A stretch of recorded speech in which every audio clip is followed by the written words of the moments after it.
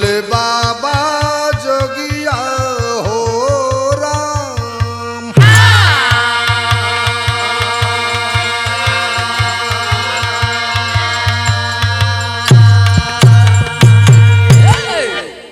हाँ तो बिरहा के श्रोता साथियों, आपके बीच में हम बिरहा गायक रामराज मौर्य व साथी आज हम समा फिल्म के माध्यम से हाकिम भाई के देख रेख में एक बिरहा की प्रस्तुति करने जा रहे हैं।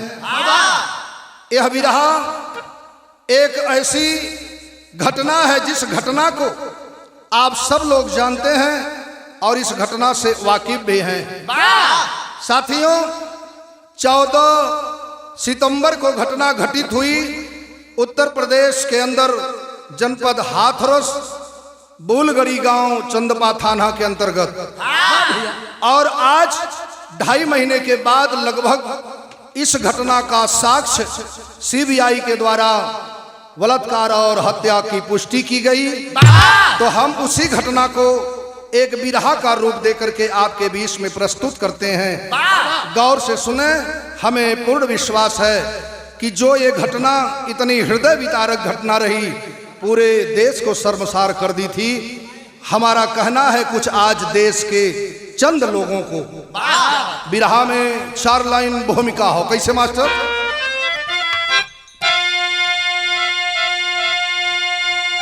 हिंद के कर्णधारों के करतूत से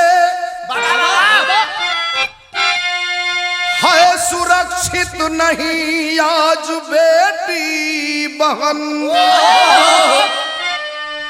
दर्द दहशत नहीं दंभियों में बचा, हो रही खुल के दलितों की दुनिया दहन,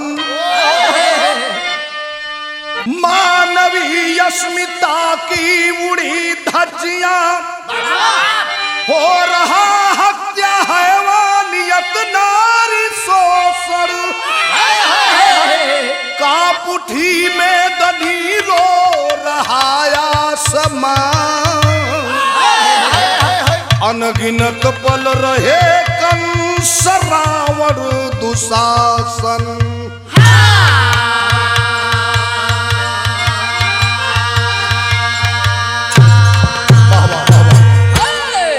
गौर करेंगे बाबूजी, आज नहीं सदियों से बताया जाता है, रामायण पुराण साक्षी है, इतिहास गवाही है, जब जब इस धरती पर नारी का अपमान हुआ है तब तब एक कोई भूचाल आया है। कहा जाता है चाहे वो अत्याचारी रावण का समय रहा, एक नारी का अबला का अपमान हुआ तो रावण का सर्वनाश हो गया, दुशासन का सर्वनाश हुआ, द्रौपदी का अपमान किया, कंस का अत्याचारी कंस का भी सर्वनाश हुआ जब एक नारी देवकी का अपमान किया। आज कलयुग में आए दिन अगर कोई नारियों के इज्जत से खिलवाड़ करेगा तो उसका कहीं ठिकाना नहीं लगेगा। बड़ी ऊंची भाव कवि जी धलन कुछ चंद जो आज दबंग दहशत लोग हैं जो बेटी बहनों के आबरू को लूटा करते हैं, और जिसमें हाथरस का घटना सबके हृदय को झकझोर कर रख दिया। यहाँ एगो गजल के लाइन बा। कैसे मास्टर?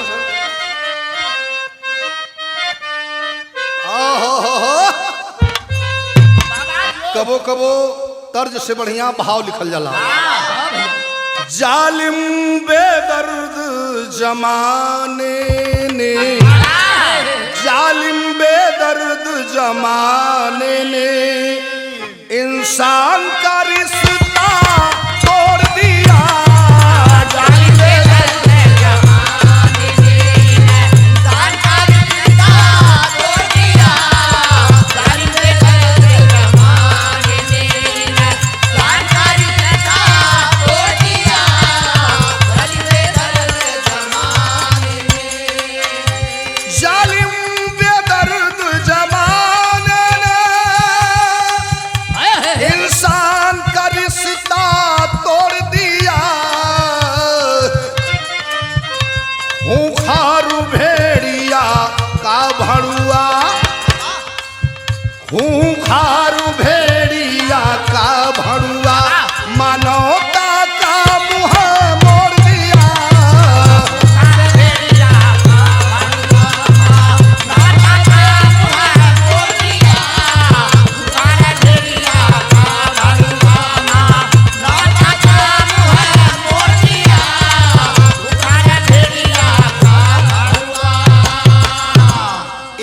बिरहा के शुरुआत में कहना हो मास्टर शेर कलाई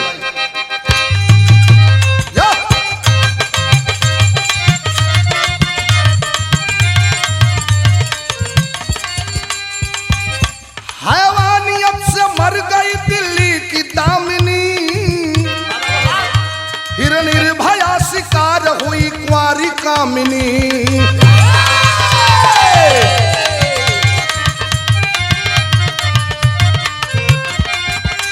बलरामपुर की बेटी हुई हविष का शिकार, अब हाथरस की बेटी को दुष्टों ने दिया मार।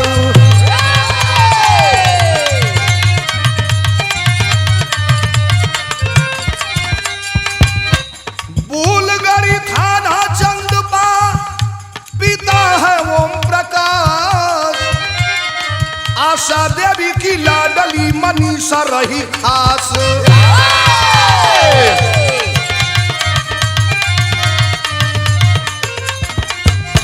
खेतों में घास काटने गई थे बैठे लगा के घाट, 14 सितंबर सुबह 11 बजे की बात।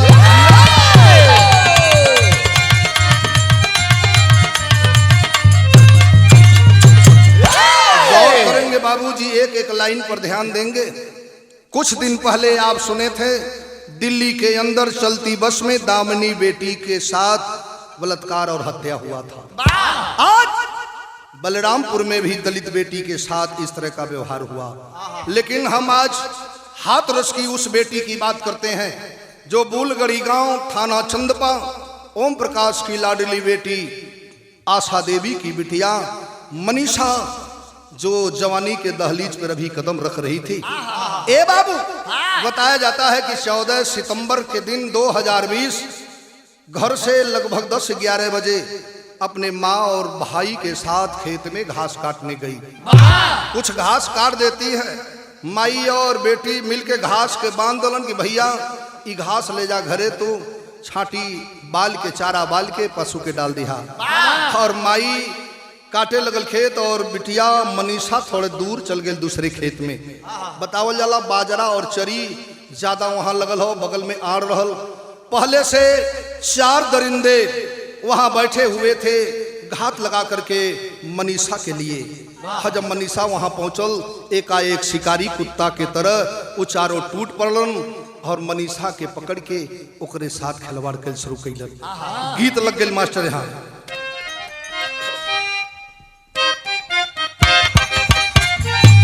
बड़ा अच्छा देखा, हालांकि घटना दर्दनाक बा, गीत का आवश्यकता ना हो, लेकिन हम हारमोनियम मास्टर से इतनी परेशान रहिला।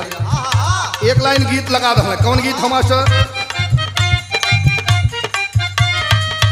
हर भसुरा का लाज बाना ससुरा का डरबा,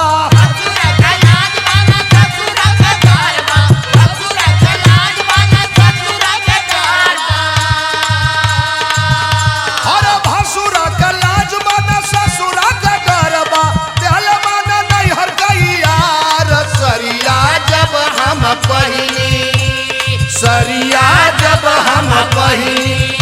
अरे देखी देखी मोरत भतार, सरिया जब हम पहिनी। देखी देखी मोरत भतार, सरिया जब हम पहिनी। देखी देखी मोरत भतार, सरिया जब हम पहिनी। भाव पत्नी ध्यान देंगे बाबूजी। मनीषा के ऊपर चारों दरिंदे टूट पड़ते हैं, उसके वस्त्र को, उसके कपड़े को नचो करके फाड़ देते हैं। और इतना ही नहीं, हैवानियत का अंत करना शुरू कर दिए। बतावल गए हर 4 गो दरिंदा कैला बिटिया पे वार, 4 गो दरिंदा कैला बिटिया पे वार, 4 गो दरिंदा कैला बिटिया पे वार, 4 गो दरिंदा कैला बिटिया पे वार। माई माई करली पुकार, माई हम मारी जाई, हम मारी जाई। लूटता न हम के फुकार, माई हम मारी जाई। लूटता न हम के फुकार, माई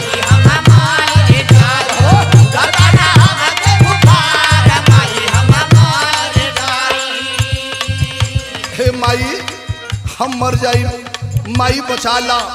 चारों ही हमरे ही गांव के हुए दरिंदा, ठाकुरन का लड़का हुए, ये हमार जान ले लिहल चाहत हुए। चारों रहल लफंगा दबंग पापी जात ठाकुर का।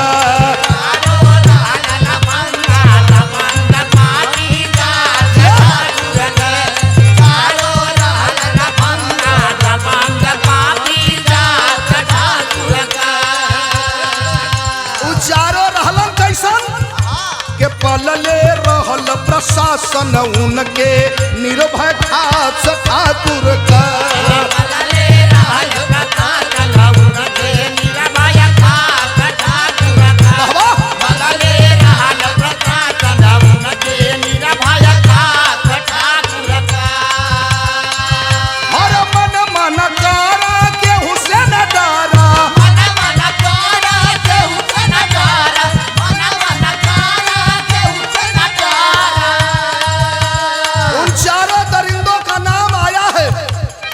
संदीप, रामू, रवि और लौकुश, ये चारों मनमाना गांव में हमेशा चलते थे। शासन सत्ता का उन्हें सह मिलता था। गरीबों के बेटी बहनों को हमेशा जो है उनके आबरू को लूटा करते थे। मन मन गारा के हुसैन गारा,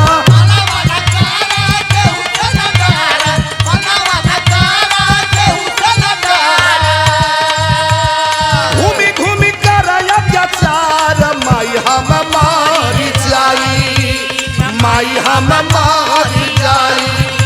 अरे लूटता न हम के खुकार, माई हम मारी जाई।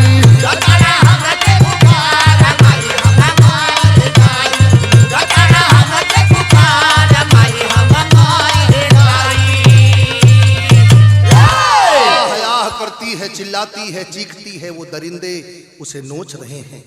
यहाँ तक कि चढ़ करके उसके पीठ पर उसके हड्डी को तोड़ देते हैं। माई सुनली आवाज तो दौड़त गईली हो, लेकिन इतने में एक दरिंदा चाकू लिए हुए माँ को दौड़ा लिया कि अगर आओगी तो जान से मार देंगे। डर के मारे माई बेचारी ए बाबू सोचलस कि अब गांव में चली, गांव में हल्ला करी, गांव के लोग आग बचे हैं। और जब खेतवा से डर के मारे भगली हो, यहाँ एगो गीत लग गए। ओहो, बड़ी सुंदर गीत, ये हमारे मास्टर साहब इशारा करते हैं।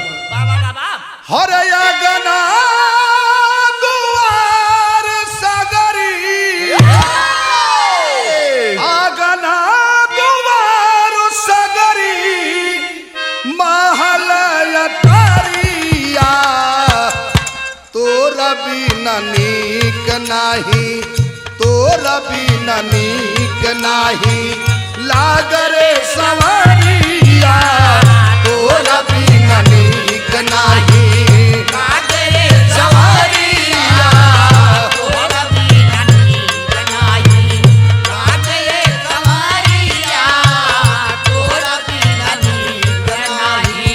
आगना दुआर सगरी, आगना दुआर सगरी, महल अटारिया, तोरा बिना नीक नाही, तोरा बिना नीक नाही, लागरे सवारिया, तोरा बिना नीक नाही, लागरे सवारिया, तोरा बिना नीक नाही। लेकिन बिरहा के अंदर बतावल गई, मार मार बेदम कैले, मार मार बेदम कैले, बेटी के अंधेरिया, डर के मारे भाग गईली, डर के मारे भाग गईली, खेत से मयारिया, डर के मारे भाग गईली, खेत से मयारिया, डर के मारे भाग गईली, खेत से मयारिया, डर के मारे भाग गईली। खेतवा से डर के मारे माई भाग के गांव में गईली। और गांव में गईली तो कैली का, हर हल्ला कैली गांव से ना केहू नाग जाइला, हल्ला कैली गांव से ना केहू नाग जाइला,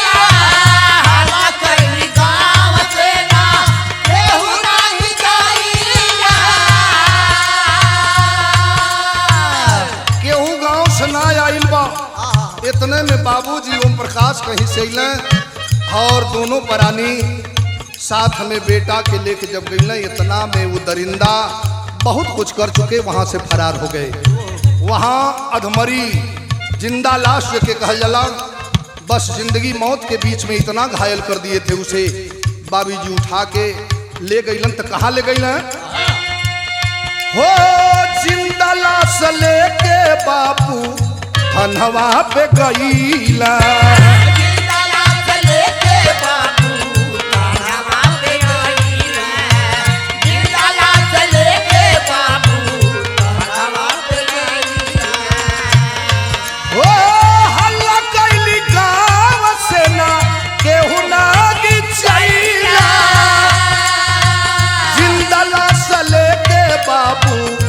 धनवा पे गईला।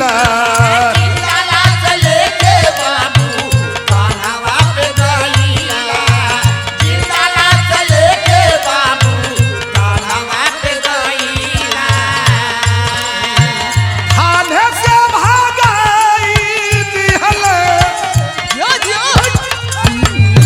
थाने से भगाई दिहल, थाने से भगाई दिहल पुलिस अधिकारिया। डर के मारे भाग गईली, डर के मारे भाग गईली खेत से मरारिया। डर के मारे भाग गईली खेत से मरारिया, डर के मारे भाग गईली खेत से मरारिया, डर के मारे भाग गईली। बाबूजी ओम प्रकाश अपनी बेटी मनीषा को वह अधमरी हुई लाश लेकर के थाने पर पहुंचे हैं।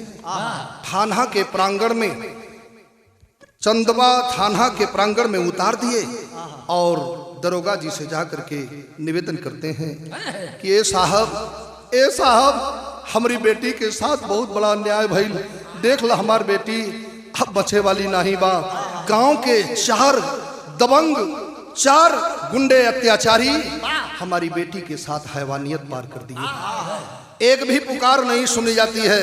बताया जाता है कि थाने के थाना अध्यक्ष थाने से उसे भगा दिए। मजबूर होकर के उस बेटी को लेकर के अलीगढ़ सदर हॉस्पिटल में जाते हैं। जब हॉस्पिटल में भर्ती कैल हो, अब यह खबर चारों तरफ फैलल बा, पूरे देश के अंदर खबर पहुंचती है। मीडिया पत्रकार के द्वारा चर्चा होने लगा है। विदेशिया के भाव लगल,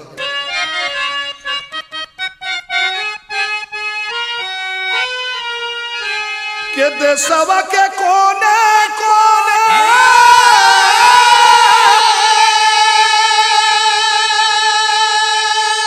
हर फाइनल खबरिया हो,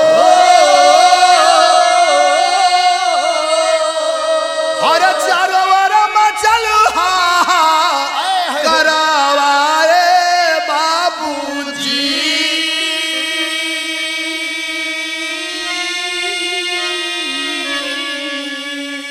सदर हॉस्पिटल में भर्ती भइल, जांच शुरू भइल बा। बतावल जाला के गर्दन और रीढ़ा तोड़ी,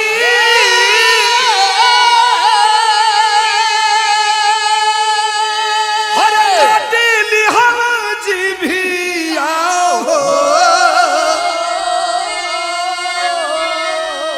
ताकि दे ना सकई जा हरावाए बाबूजी।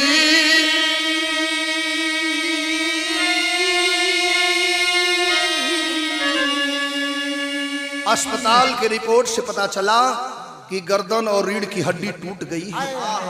जुबान लड़खड़ा रही है, लगता है कि जीभ भी काट ली गई है ताकि कोई बयान न दे सके। सवेरा हुआ धीरे धीरे। अब देखा यह माहौल गर्म होने लगा। तमाम विपक्षी दल के लोग सरकार के खिलाफ आवाज उठाना शुरू कर दिए। तो शासन के खिलाफ है धर्म,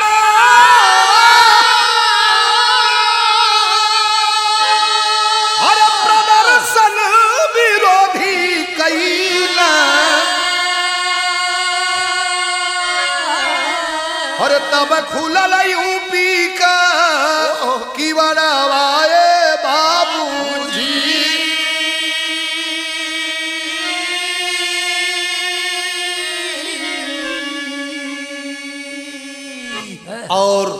चारों तरफ खबर जब पहुंचती है, हमारे उत्तर प्रदेश के मुख्यमंत्री, यशस्वी मुख्यमंत्री योगी जी कड़ा रुख अपनाते हुए मनीषा बेटी के इलाज के लिए डॉक्टरों को टाइट करते हैं। दवा इलाज शुरू होता है। अलीगढ़ अस्पताल में 15 दिन तक इलाज हुआ। गीत बदल गए मास्टर है। ओहो,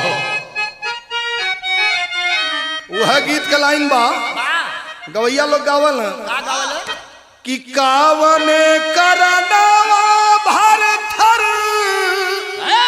बनी गईल जोगिया मोरे रामानी गईला जोगिया मोरे रामानी गईला जोगिया कावने करनवा दिखिया मांग हो। गीत के अंदर बड़ी ऊंची भाव दिखल गए। अलीगढ़ अस्पताल में 15 दिन छोकारी आया रे 15 दिन छोकारी आया रे 15 दिन छोकारी आया। 16वें दिन जंग गईली हार न हो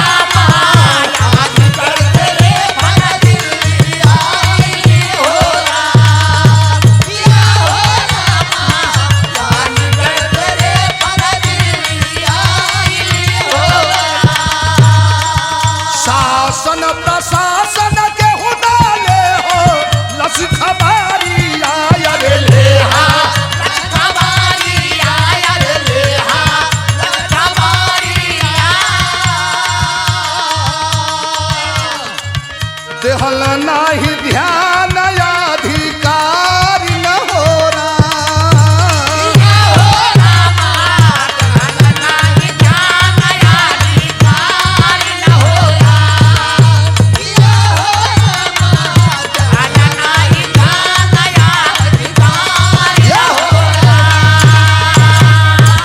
गौर कीजिएगा बाबूजी, जब अलीगढ़ से 15 दिन के बाद रेफर किया जाता है 28 सितंबर को दिल्ली के सफदरगंज अस्पताल में मनीषा बेटी को एडमिट किया गया। दिन भर दवा चला। बताया जाता है जांच के दौरान शरीर में कई हड्डी टूट चुका था। शरीर के सारे नस काम करना बंद कर दिए थे। लकवा जैसा हो गया था। 29 तारीख को 16वें दिन बाबूजी सवेरे 6:30 बजे डॉक्टर उसे मृत घोषित कर दिया। खबर जब घर के परिवार के लोग पाए, बहुत बड़ा सदमा ऊपर आया। लेकिन कर क्या सकते हैं, सफदरगंज अस्पताल के दरवाजे पर खड़े होकर इंतजारी में थे कि बेटी का पोस्टमार्टम होगा, उसके बाद हमें उसकी लाश मिलेगी। लेकिन कुछ देर के बाद बताया जाता है, पता चला कि लाश तो कब की निकल गई यहाँ से। घर पर दौड़ करके आते हैं, बिरहा में टेरी के लाइन लग गए मास्टर जो देखा है। मौत तो होना निश्चित है, लेकिन कभी कभी ऐसी घटनाएं हो जाती हैं जिससे पूरा देश शर्मसार हो जाता है। बड़ी ऊंची भाव बिरहा के शीर्षक टेरी में लिखल गया। कैसे मास्टर? हर मोर राम खूनों से एक रंगोली रच गई, हरे खूनों से एक रंगोली, खूनों से एक रंगोली रच गई, हुई बेखौफ देश में हरवानों की टोली। अरे हो टोली, अरे हो टोली, हुई बेखौफ देश में हैवानों की टोली, खूनों से एक रंगोली रच गई। मीडिया पत्रकार के द्वारा अब एक खबर चारों तरफ फैल गई, लेकिन रात में बताया जाता है जब लाश आई है बुलगड़ी गांव चंदपा थाना के अंतर्गत, घर परिवार के लोग चाहते थे कि मेरी बेटी की लाश मिल जाए, हम उसका दाह संस्कार करेंगे। लेकिन प्रशासन के लोग बिगड़ती माहौल को देख करके एक भी बात नहीं सुने।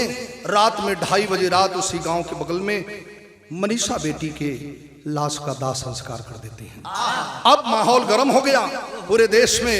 देखा है धरना प्रदर्शन और तरह तरह की भावनाएं लोगों के अंदर, पहपट के अंदर लिखल गया मास्टर बा।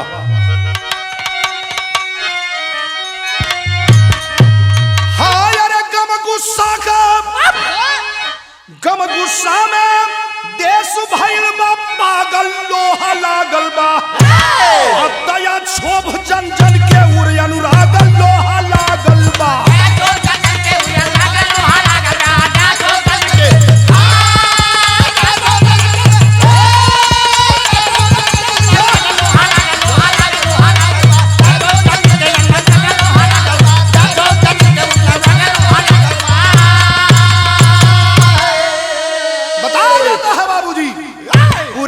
प्रशासन के द्वारा सील कर दिया गया ताकि उस परिवार से कोई मिल ना सके। हरे पत्रकार मीडिया विरोधी केहू न जाए पवलस हो, शासन के सब तंत्र राज घटना के सब पोल छुपवलस हो। अरे परस लाठी विपक्ष जब अनुरागल, लोहा लागल बा शोषित दलित के व्यर्थ भइल सब मांगल, लोहा लागल बा।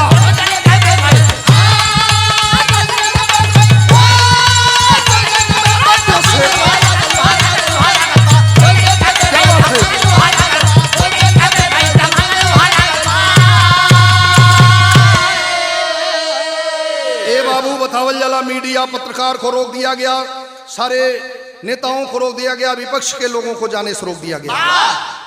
36 घंटा तक तमाम चैनल के मीडिया के कार्यकर्ता पत्रकार परेशान थे कि उस परिवार से मिलने के लिए। भाव वहां के दिखल गए कि आज बड़ा ही अफसोस होता है। नारा तो बहुत दिया जाता है, आज नारी सशक्तिकरण की बात चल रही है। हम किसी दल की बात नहीं कर रहे हैं, चाहे कोई भी दल हो, लेकिन व्यवस्थाएं योजनाएं बनाने से क्या होगा जब तक हम उन मनबड़ों और उन दबंगों को नहीं सजा देंगे। आज हमारी सरकार हर कदम पर बड़ा जागरूक है कि जितने भी दबंग दहशतगर्द हैं, चोर डाकू मवाली हैं, जो छिनैती करते हैं, उन्हें सलाखों के भीतर किया जाएगा। लेकिन घटना के भाव को देखते हुए कवि जी लिखे, वीर रस में तनी आल्हा के अंदाज दे रहे। वाह वाह। हर दावत सरकारी सब हेल होई गईली, हर नारी सुरक्षा संरक्षण कहा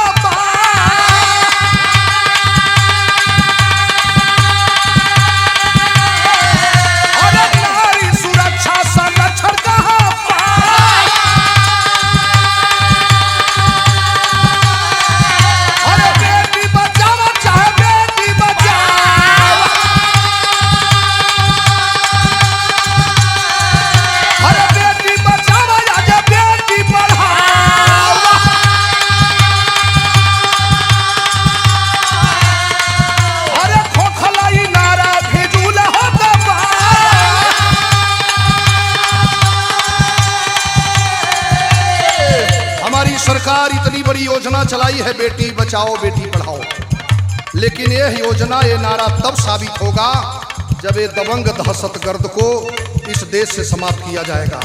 कहना हो हर जबल दबंग दहशतगर्द पैदा होई,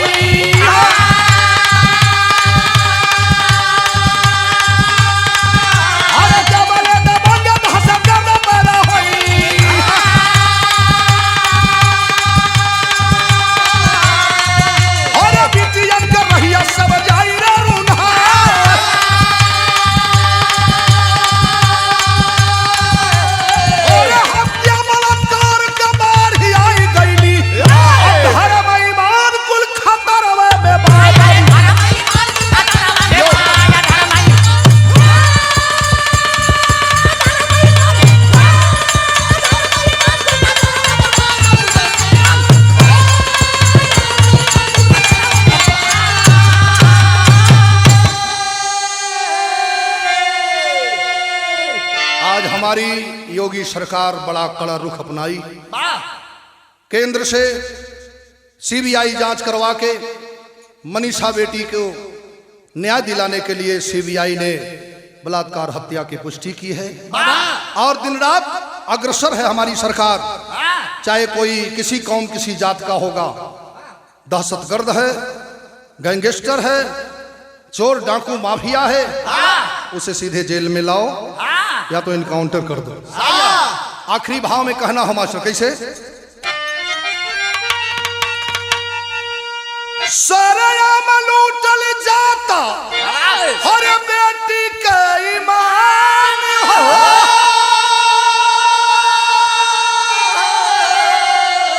कि बाटी असहाय बाय खतरे में परान हो, बाटी असहाय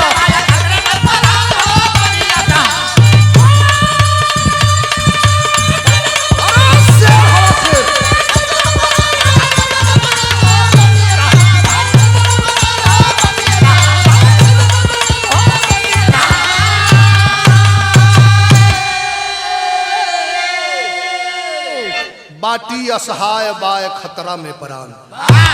हर कैसे घर से बाहर जाके करिहा पढ़ाई, हर धर्म ईमान लूटली हा कसाई।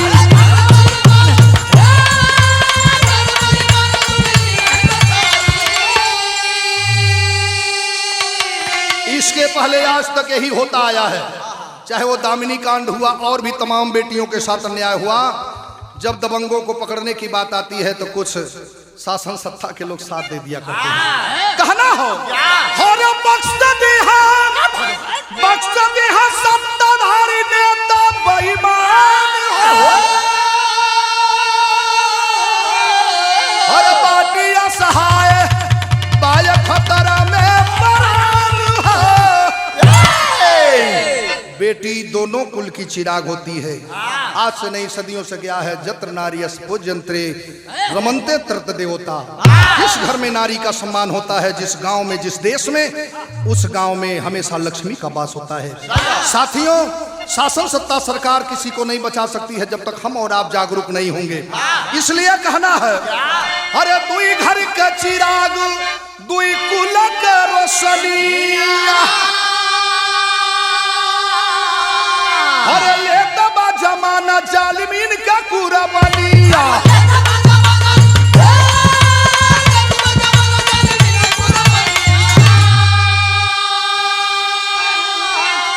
अरे अब दबात ये कही सहारा भगवान, अरे बाटी असहाय बाय खतरे में परान हो, बाटी असहाय।